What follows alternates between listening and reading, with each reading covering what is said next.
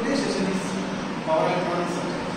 So before going to the subject, what is meant by power electronics?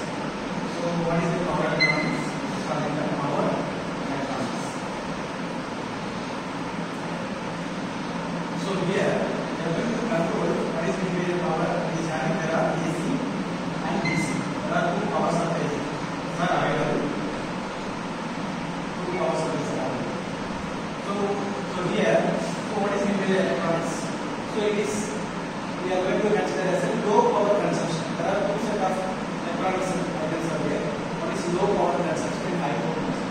So in the low power consumption, we are going to use the electronics, MOSFET, that is UJT, BJT, transistors. So these are all the low power consumption components.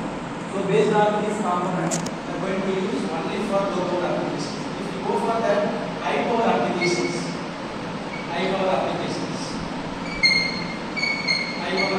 that means, for example, substation and industries. You go for the substation and industries. Substation. So here we are going to use various kind of component we are going to use. What are the components? If you use that substation, MOSFET, IGBT. So based on these components, we are going to control the power supply. Either it may be the control, otherwise conversion of the power supply. So based on that, we are going to use that substation. Either it is a control. So either it may be the conversion. What is the conversion? So here, for example, AC to DC conversion. So another one, we are going to control the power supply. Control means we are going to use overall equipment, overall transformer. We are going to control the transformer power supply. Distribution side. Distribution side, we are going to control the power supply.